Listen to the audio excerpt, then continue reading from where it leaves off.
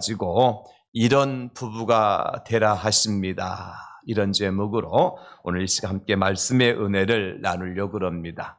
5월 달은 가정의 달이죠. 5월 5일이 어린이날, 5월 8일은 어버이날, 5월 15일은 스승의 날, 5월 21일은 부부의 날.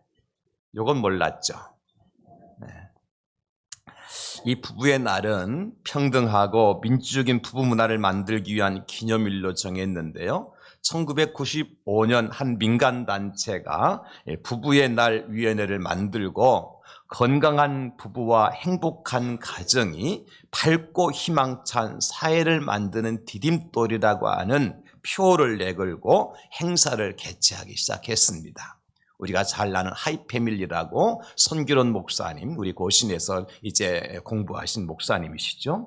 그 2001년 4월 달부터 이제 부부의 날 국가 기념일 제정에 관한 청원을 국회에 하게 되어지게 되고, 결국 6년이 지난 2007년 5월 2일 날 각종 기념일에 등한 관한 규정에 의하여서 5월 21일을 부부의 날로 국가 기념주일, 법정 기념주일로 정하게 되어집니다. 5월 21일, 왜 하필이면 21일이냐? 21일은 두 사람이 하나됨을 상징하는 그런 의미를 가지고 있는 거예요. 그래서 5월 21일을 국가 법정 기념일로 제정하게 된 것입니다. 그때부터 우리나라는 5월 21일을 부부의 날로 지키고 있는 것입니다. 우리 사랑하는 성도님들, 우리 이 시대에 가정의 위기라는 말은 전혀 생소한 말이 아니지요. 그냥 통상적인 언어가 된 것 같습니다.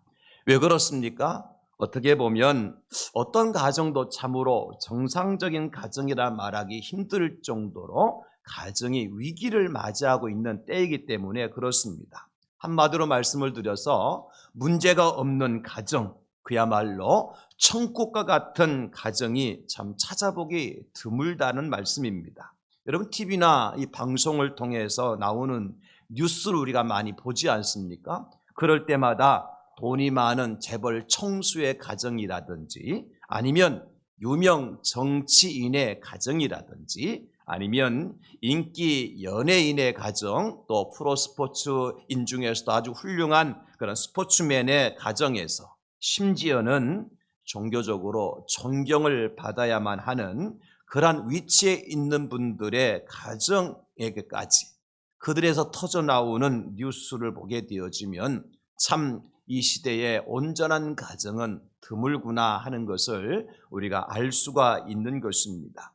그래서 가정의 위기의 때다. 이 가정 위기라는 것은 여러분, 가정의 어떤 건물이 무너진다는 것이 아니잖아요. 가정에 경제적으로 돈이 부도가 나서 파탄되어진다는 것을 말하는 것이 아니잖아요. 가정 위기는 어디서 출발되느냐 하면 가족 간의 관계가 이제 파괴되는 데서 시작되어지는 거예요. 그래서 가정 위기는 가족 간의 관계가 파괴되는 것을 의미하는 것입니다.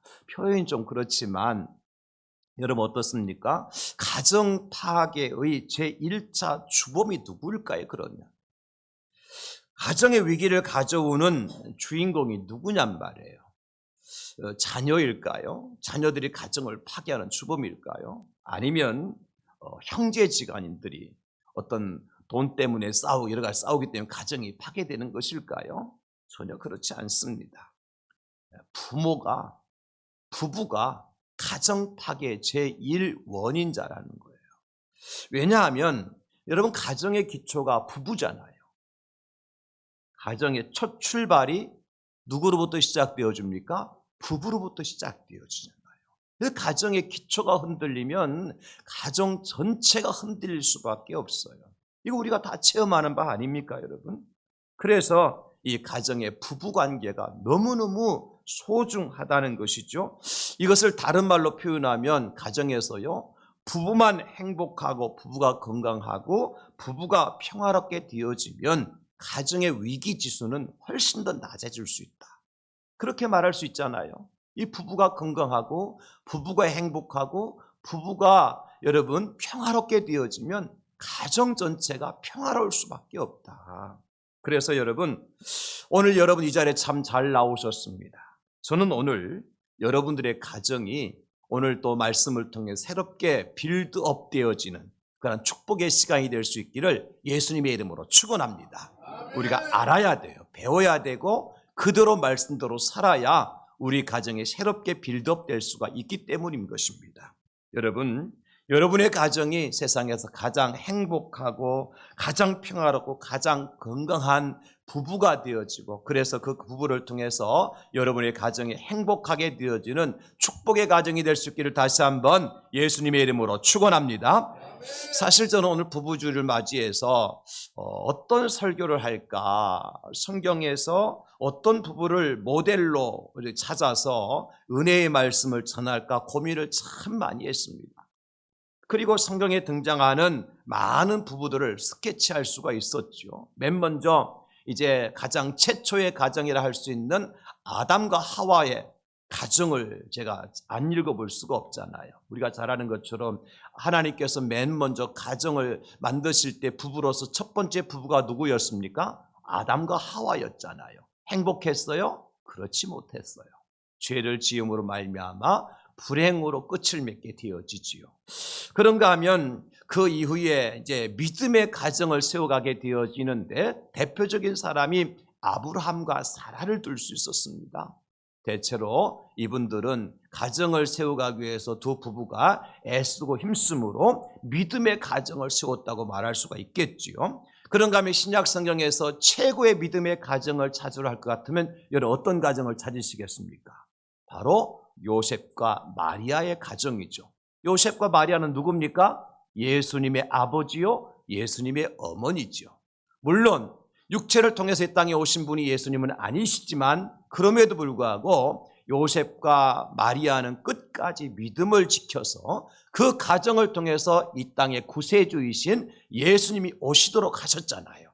그러니 이 요셉과 마리아의 믿음은 우리가 본받을 만한 부부의 믿음이다 할 수가 있겠죠. 그런가 하면 평신도로서 모든 성도들에게 섬김과 봉사의 본을 보였던 부부가 있습니다. 사도행전에 등장하는 브리스길라와 아굴라 부부죠.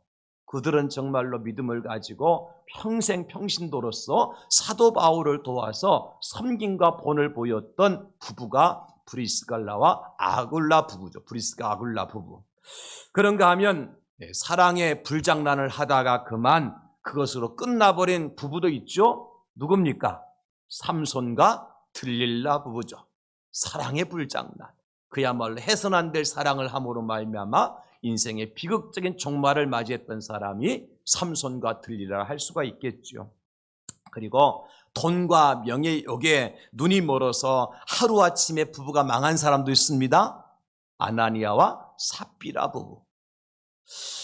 여러분, 참 많은 사람들의 부부의 이야기가 성경에 등장을 하더라고요. 그 가운데 어떤 사람을 찾아서 함께 모델로 삼고 은혜를 받을까 제가 고민을 하다가 드디어 엘가나와 한나라고 하는 부부를 선택을 한 것입니다.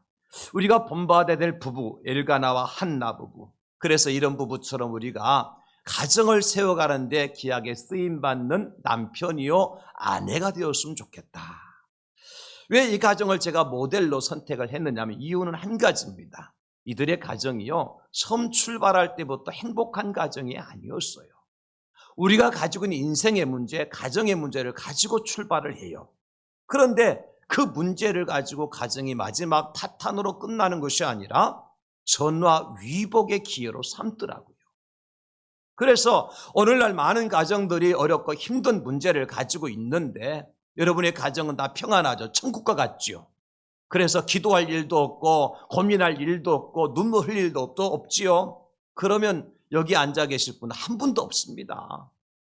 저는 확신합니다. 여기서는 장목사 가정으로부터 시작을 해가지고 우리 장로님들, 권사님들, 집사님 모든 가정들이 하나 둘 이상의 문제를 다 가지고 있어요. 그래서 말을 안 해서 그렇지. 네가 이 머스마오간 살아봐라 그런 말을 안 해서 그렇지.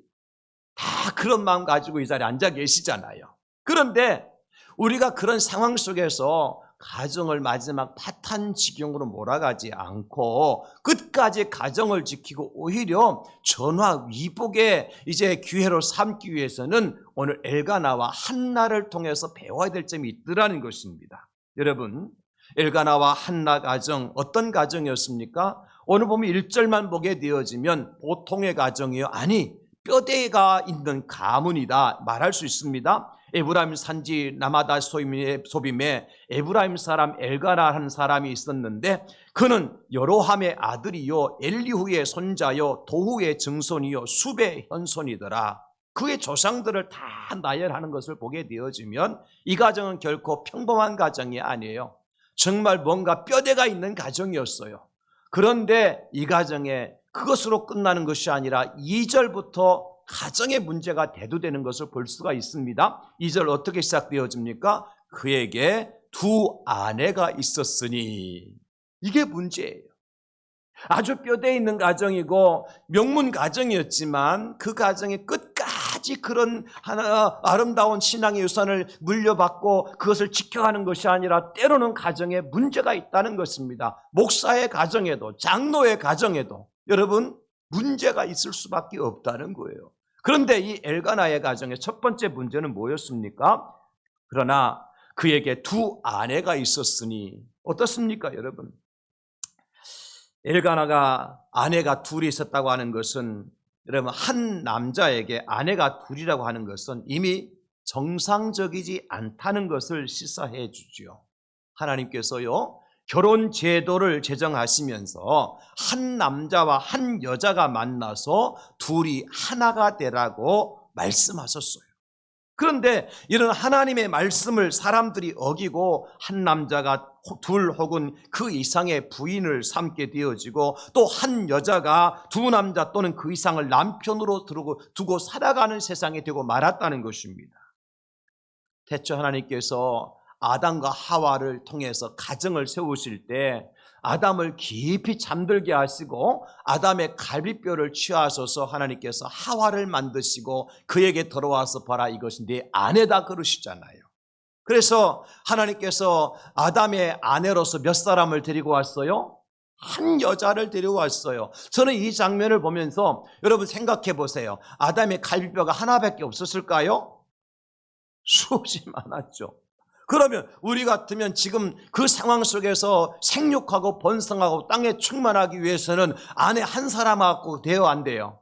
부족하단 말이에요. 갈비뼈 서너 개는 빼가지고 서너 명의 아내들을 만들어 아담에게 데려와서 아담아 지금 급하다, 하룻밤에 한 사람씩 아들을 낳아야 된다 그러면서 아내를 서너 명 데려올 수도 있었단 말이죠. 그런데 하나님께서 아담에게 데려온 아내는 몇 사람이었어요? 한 사람이었다고요. 왜 그렇게 하셨을까요? 진정한 하나님께서 세우신 가정은요 한 남자와 한 여자가 만나서 하나의 가정을 이루는 것을 하나님께서 원칙으로 세우셨고 그것이 우리 하나님의 뜻이었다는 거예요.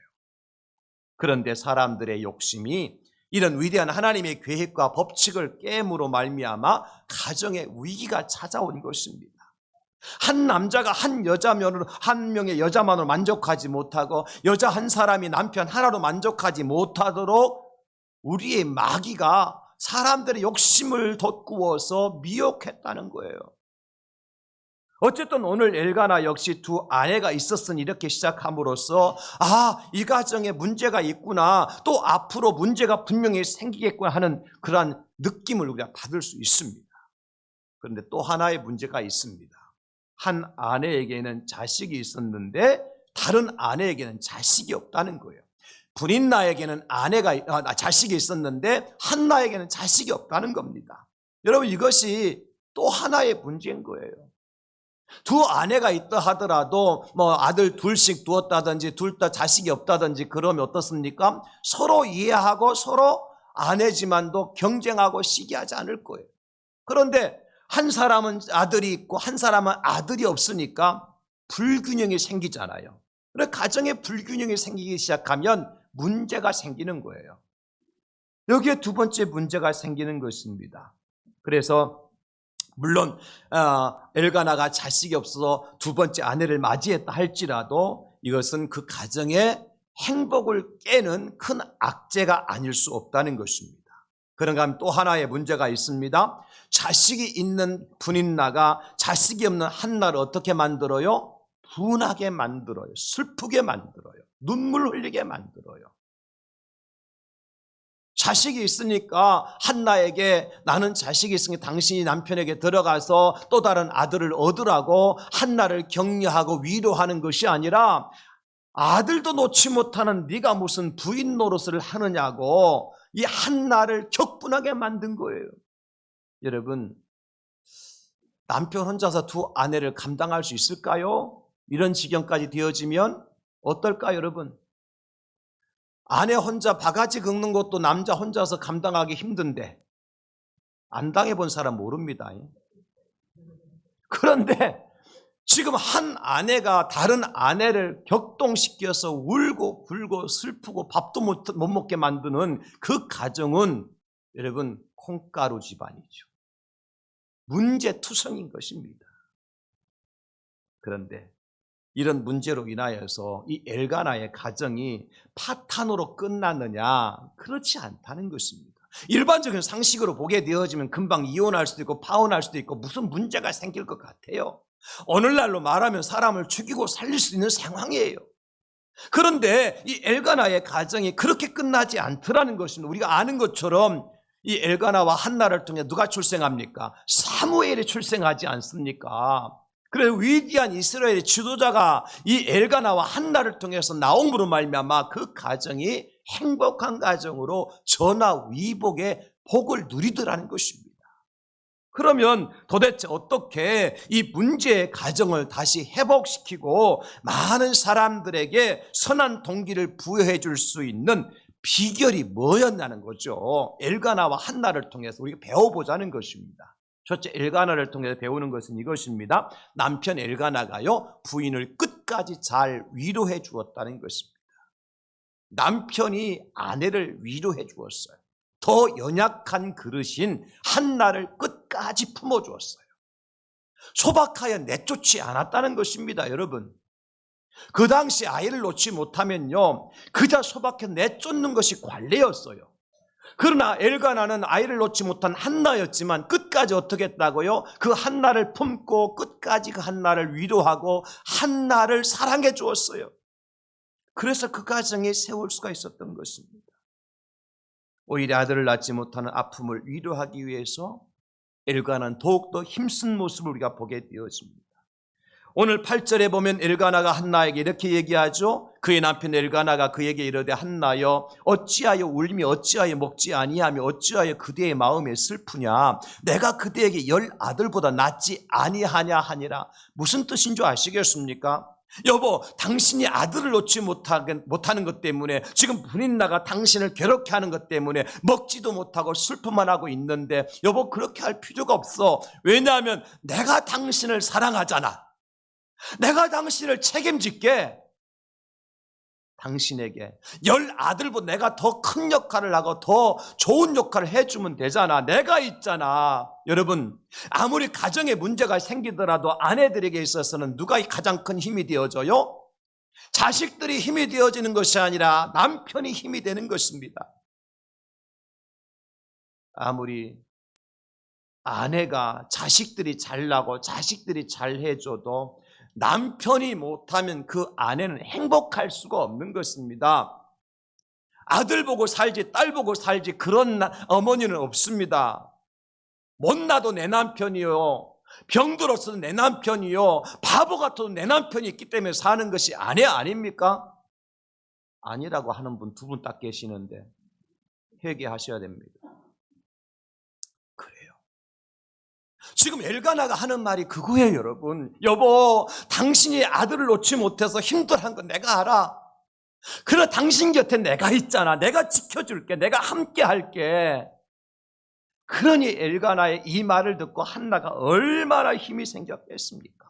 거기에다가 엘가나는 말로만 하는 사람이 아니었습니다. 실제 한나를 얼만큼 사랑하는지를 표현하게 되어지는데, 여러분 오늘 본문의 4절과 5절 말씀에 보게 되어지면 엘가나가 제사를 드리는 날에는 제물의 분깃을 그의 아내 분인나와 그의 모든 자녀에게 주고 5절에 한나에게는 갑절을 주니 이는 그를 사랑함이라.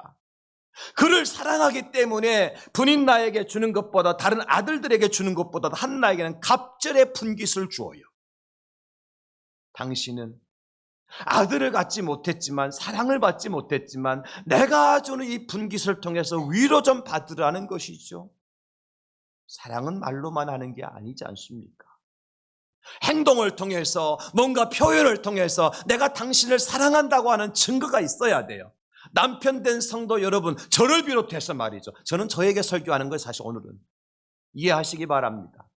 말은 뻔질하게 잘하는데 행동으로 옮기지 못한, 저는 말도 잘 못하는 사람인데, 더군다나 아내에게 사랑한다 말 한마디 못하는 사람인데, 그럼에도 불구하고 여러분, 그러면 저를 닮지 마세요. 절대로. 예. 아멘 하시면 감사합니다. 여러분들은 진정으로 아내를 사랑한다고 말하시고 사랑을 표현하십시오. 행동을 통해서, 여러분 마음만 사랑하는 것이 아니라 실제적으로 아내들이 나를 사랑하고 하는 것을 알 수 있도록 하는 것이 진정한 사랑인 거예요. 엘가나가 그렇게 했다는 것입니다, 여러분. 그런데 더 중요한 것, 참 말 한마디도 너무 소중한 것 같아요. 남편의 말 한마디가 아내에게 평생 한이 되기도 하고 평생 행복하게 만들기도 하는 것이 남편의 말 한마디인 것 같습니다. 말 한마디 내뱉는 시간은 몇 초에 불과해요. 그러나 그 말 한마디가 내 가슴에 박히면 평생 간직하게 된다고요. 여러분 실제 어떻습니까? 여러분들의 남편분, 우리 성도 여성도민들이 남편으로부터 상처를 받는 것이 어떤 폭력 때문이에요? 뺨을 맞았습니까? 머리가 뽑혔습니까? 우리 성도들 가운데 그런 분들 없을 거예요. 어떤 폭력이요? 언어 폭력인 거예요. 차라리 뺨 한 대 맞으면요, 나도 분풀이하면 그것으로 끝날 수 있습니다. 뺨 맞으면 나도 조인트 까면 되잖아요. 요즘 남편들 맞고 사는 남편들 참 많은데, 그런데 말의 상처는요, 내가 말로 분풀이를 해도요, 그거 분이 풀리지 않습니다. 해봐서 알잖아요. 남편이 한마디면 10마디 20마디 한다고 이건 분풀이가 됩니까? 여전히 그 상처는 남아있어요. 이게 말이에요, 말. 그 제가요, 여러분들에게 이 말 한마디라고 하는 노래의 가사를 좀 띄워드릴 거예요. 저기 보면 위로의 말 한마디 긴장을 풀어주고 용서의 말 한마디 치유를 가져옵니다. 위로의 말, 용서의 말. 그리고 겸손한 말 한마디 존귀 여김을 받고, 그러나 교만한 말 한마디는 멸망을 가져옵니다. 그랬어요. 2절에 보니까요, 쓰디쓴 말 한마디 증오를 씨뿌리고 잔인한 말 한마디 영혼을 파괴합니다. 그런데 격려의 말 한마디가 새 소망을 심어주고 지혜의 말 한마디가 인격의 향기가 된대요. 3절에 보면요, 무례한 말 한마디 다툼을 일으키고 저주의 말 한마디가 축복을 거둬가는데요, 그러나 사랑의 말 한마디 생명을 불러오고 생명의 말 한마디가 사랑을 키워준답니다. 얼마나 이 말이 소중한 것인가를 이 말 한마디라는 가사에 다 담겨져 있지요. 근데 그 중에서 우리가 꼭 하고 해야 될 말이 뭐냐면 미고사축이라는 거예요. 다 같이 미고사축. 이게 어느 나라 말이냐? 요즘 젊은이들은 굉장히 이제 단어를 축약해서 얘기하거든요. 그냥 이런 폰에 히읗만 보내면 이게 뭐요 그러는데, 그죠? 키역만 보내면 뭐요 그러는데, 다 알아야 돼요. 기억, 시옷 보내면 뭐예요?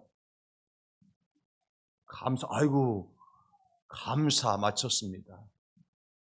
이게 미고사축이 뭐냐면 가장 아름다운 말인데요, 미고사축. 미안해요의 첫 번째 글자 미. 다 같이 미안해요.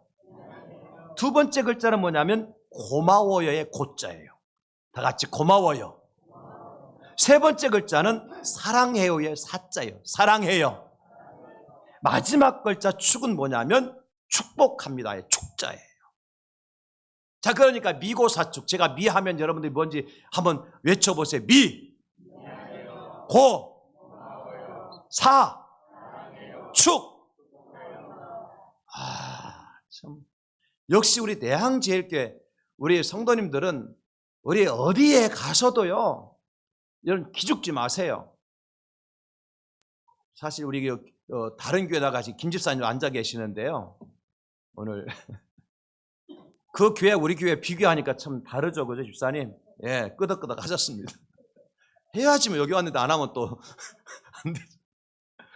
어쨌든 미고사죠. 미안해요, 사랑해요, 고마워요, 축복해요. 이 말 네 마디가 우리를 얼마나 업시켜주는지 몰라요. 남편 되신 분들, 특별히 아내에게 미안해요, 고마워요, 사랑해요, 축복해요. 이 말이 돈 들어가는 말 아니에요. 그러나 이 말을 통해서 더 연약한 우리 아내들이 세워지고, 아내가 세워져야 가정이 건강할 수 있습니다. 그렇더라고요.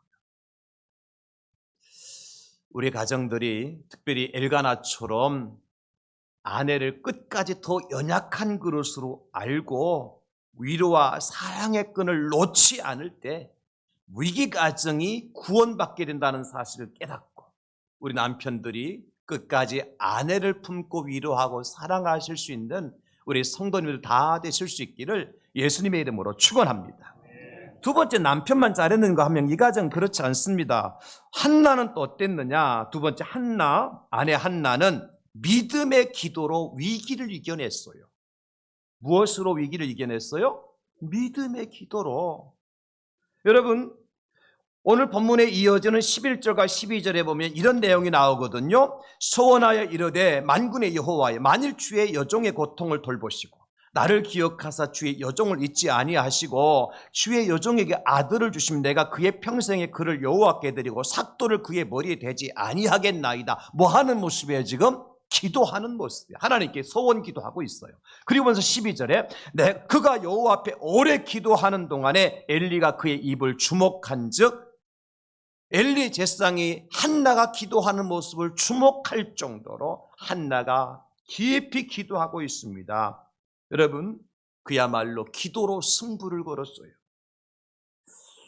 많은 사람들이, 많은 우리 아내된 분들이 인생의 문제와 고비를 만나게 되어지면 그 문제를 어떻게 해결할까 싶어가지고 세상을 쫓아갑니다.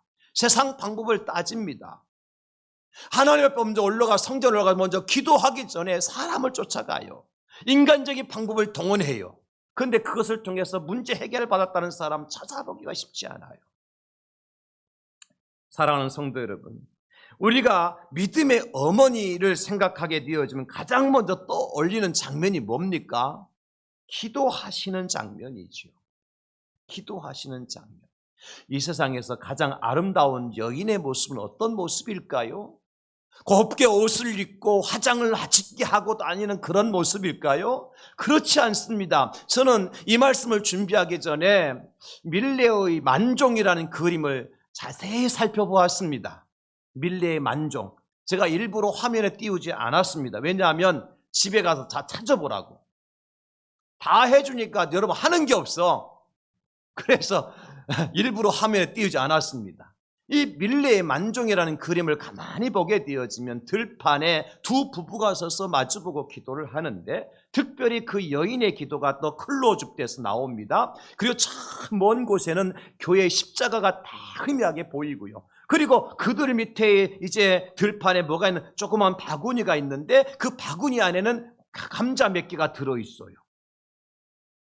그 감자 몇 개를 수확하고 이 두 부부가 들판에서 이제 교회 종소리를 들으면서 머리 숙여 기도하는 모습이 밀레의 만종이에요. 지금 프랑스의 느부르 박물관에 이제 소장되어 있는 작품이죠.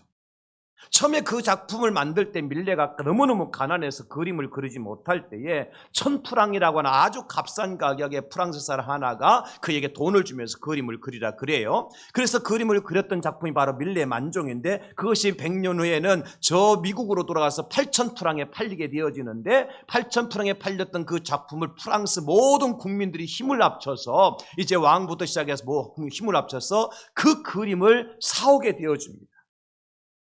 그런데 지금은 그 그림의 값이 얼마인지 따질 수가 없습니다. 왜냐하면 프랑스 국민들의 자존심이기 때문에. 그런데 그 그림이 그렇게 화려한 그림이 아니에요. 너무너무 초라하고 배경도 환경도 그렇습니다. 그럼에도 불구하고 사람들이 그 그림을 보면서 느낌이 뭘까요? 기도하는 모습이 가장 아름다운 모습이다. 아무것이 없어도 풍부하지 못해도 가난해도 하나님 앞에 여인이 머리 숙여 기도하는 모습이야말로 최고 아름다운 모습이다. 그걸 얘기해 주는 것 아니겠습니까? 우리나라도 마찬가지예요. 전통적으로 하나님께 기도하지 않았던 그런 시절에도 우리 어머니들은요, 자녀들의 문제를 놓고 남편의 문제를 놓고 어떻게 하셨습니까? 새벽같이 일어나서 정한수 떠놓고 빌고 또 빌었습니다. 그것이 저희 어머니의 모습이었어요. 여러분 아시는 것처럼 저희 아버지는 그렇게 넉넉하신 분이 아니셨습니다. 육체에 여러 가지 장애를 가지고 계셨기 때문에 제대로 노동도 하실 수 없는 분이셨고, 그러다 보니까 가정생활의 모든 것을 책임져야 될 분이 우리 어머니셨습니다. 그러면 남편 된 아버지가 아내에 대한 어머니를 참 미안하게 생각하고 소중하게 여겨야 되는데 그렇지도 못하셨어요.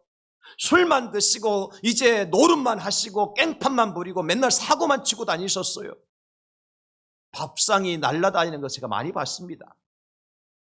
그런 어머니는 또 밥상을 차려오셨어요. 그리고 새벽녘이 되면 어머니는 기도하셨어요. 울며 기도하셨어요.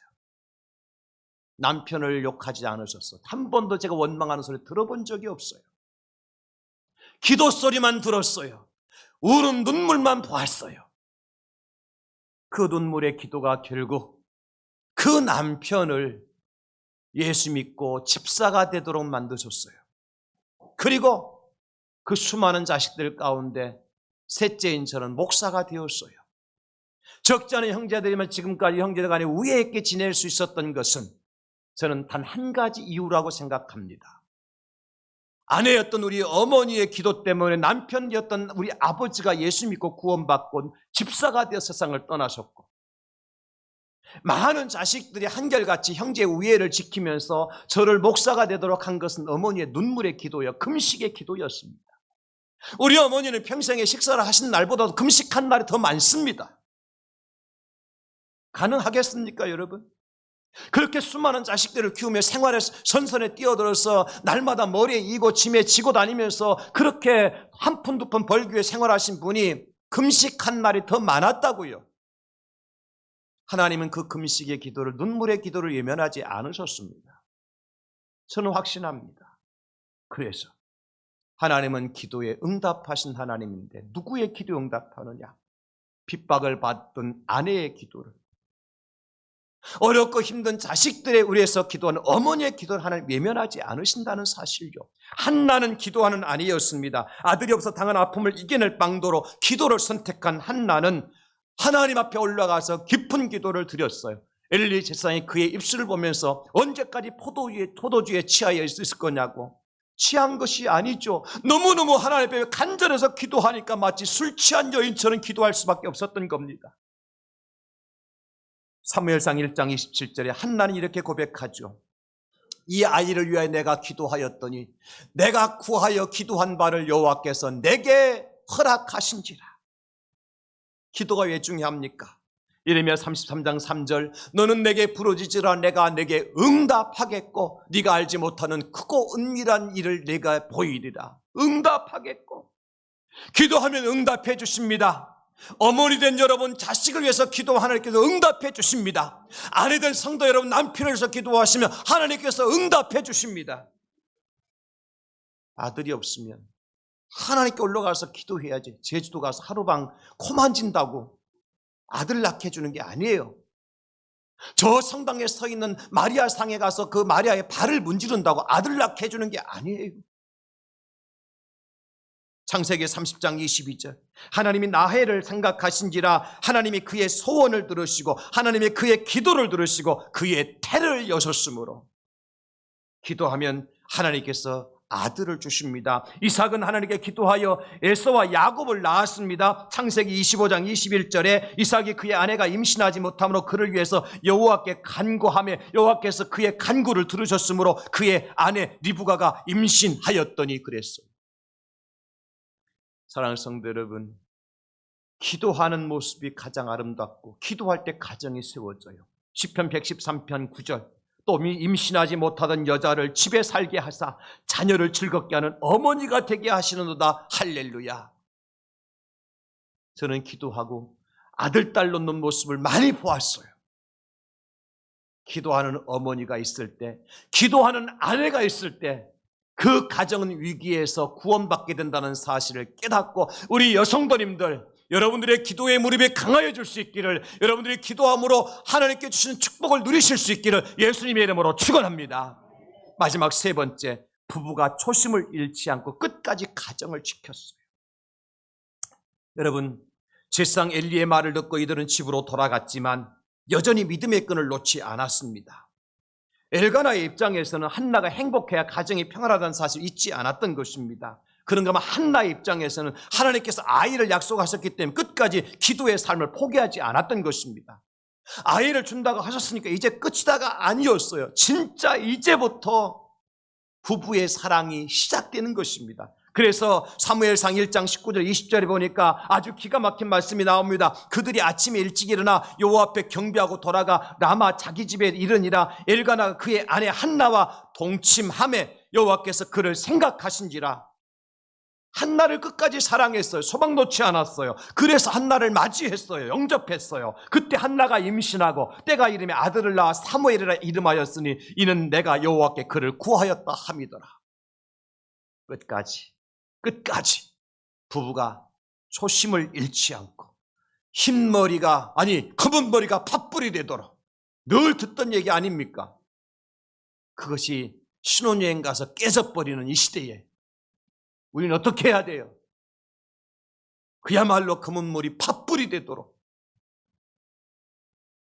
사랑하기로 약속했던 그 약속을 끝까지 지켜야만 하는 것입니다. 사랑하는 우리 성도님들, 이 부부는 어떻게 끝까지 이 사실을 지켰느냐? 하나님 앞에 서원한 것까지 끝까지 지켰어요. 이들은 만약에 하나님께서 아들을 주신다면 그 아들을 평생에 여호와께 드리기로 결단했습니다. 힘들게 얻은 아들인데 어떻게 하나님께 드릴 수 있습니까? 그런데 한나가 사무엘이 젖을 떼자마자 실로에 있는 엘리 제사장에게 데리고 와서 그에게 맡겨버립니다. 쉽습니까? 젖을 뗀 아이를 떼어놓는다는 게 쉽습니까? 그러나 하나님과 약속한 것이고 엘리도 엘가나도 한나도 하나님과 약속한 것을 끝까지 지키기 위해서 아픈 마음을 가다듬고, 그래서 한나가 어떡합니까? 매년 절기 때만 되면 사무엘의 옷을 손수 만들어서 가지고 올라가서 사무엘에게 옷을 입혀줘요. 무슨 마음인지 아시겠죠? 어미가 자식을 보고 싶은 마음, 어머니가 자식과 함께하고 싶은 마음, 아버지도 마찬가지죠. 그러나 초심을 잃지 않기 위해서 절기 때마다 옷을 만들어 올라가서 사무엘에게 입혀주고, 사무엘 역시 제사장 곁을 성소를 떠나지 않아요. 그래서 어떤 결과를 가져옵니까, 여러분? 결과는 그겁니다. 사무엘을 얻었을 뿐만 아니라 그 사무엘이 어떤 사람이 된 줄 아십니까? 구약시대의 최후의 사사가 됩니다. 마지막 사사예요. 그리고 사무엘이 최초의 선지자의 예언자가 됩니다. 뿐만 아니라 사무엘이 이스라엘 초대 왕이었던 사울 왕을 기름 부어 세우는 선지자가 됩니다. 놀랍지 않습니까? 이 부부가 초심을 잃지 않고 끝까지 가정을 지켰을 때 이와 같은 놀라운 역사가 일어나더라는 것입니다. 사랑하는 성도 여러분, 우리가 다 위기의 상황 속에 살아가고 있습니다. 어떻게 하면 우리 가정을 위기에서 건져낼 뿐만 아니라 전화 위복의 축복을 누릴 수 있을까요? 남편의 역할, 아내의 역할이 있을 뿐만 아니라 무엇보다도 초심을 잃지 않고 끝까지 믿음의 가정을 지키는 것입니다. 하나님 여러분들이 각자 하신 말씀이 있을 것입니다. 여러분 주신 말씀을 마음판에 새기십시오. 그냥 이럭저럭 세상 따라 살아갈 인생이 아닙니다. 세상 풍속을 따라 살아갈 가정이 아닙니다. 우리의 가정은 믿음의 가정입니다. 우리의 가정은 거룩한 가정입니다. 우리의 가정은 하나님의 세운 가정입니다. 그래서 사무엘과 같은 위대한 자녀들을 통해서 이 가정이 존중받고 존경받고 찬양받았던 것처럼 저는 우리 대항제일교회 모든 성도님들의 가정이 그런 놀라운 축복의 가정이 될 수 있기를 우리 구주 예수님의 이름으로 축원합니다. 축복합니다. 주님 도와주시옵소서. 우리가 엘가나와